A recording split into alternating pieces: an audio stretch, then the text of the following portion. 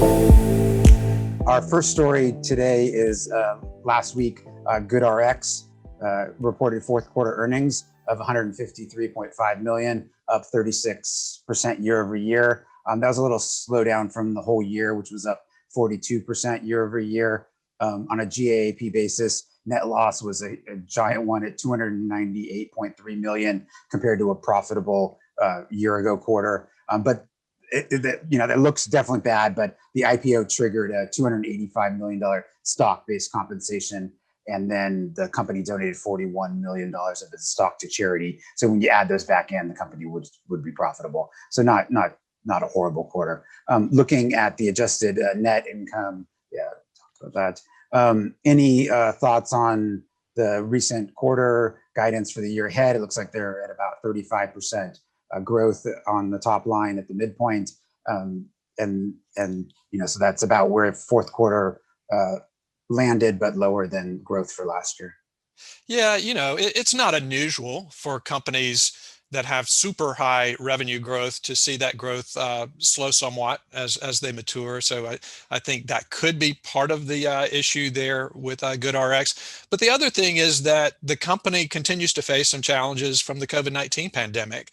They face some direct challenges because there have been fewer physician office visits, and of course that directly impacts them.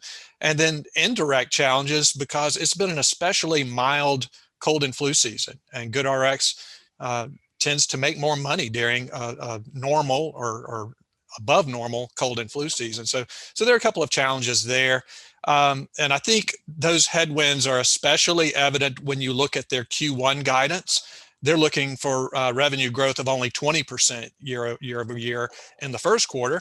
And Q1 is when you typically expect more doctors' visits, higher cold and flu cases, and maybe drive those revenue higher. So I think you're seeing that especially show up in first quarter, but the rest of the year, I think they're expecting is going to be pretty good. I'm really not all that concerned about GoodRx's growth slowing in light of those factors. Brian, you and I have spoken on several occasions about a lot of companies. You'll have a better sense of how their business is doing after 2021 is over. And I think that's probably the case with GoodRx. The stock is still priced at a premium, though, 33 times trailing 12-month sales, 125 times forward earnings. So those are premium valuations. With that kind of valuation, investors really demand everything go perfectly. And with that guidance, they didn't think it was as perfect with that slowing growth. So the stock kind of slipped a little bit. But I think overall, the fundamentals still look pretty good for GoodRx.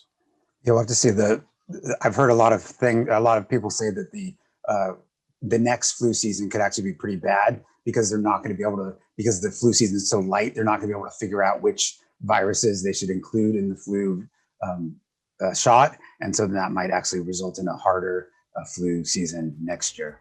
Yeah, which could benefit GoodRx in the second. Exactly. There are certain companies that benefit from really harsh cold and flu seasons. GoodRx is one of them. Yeah.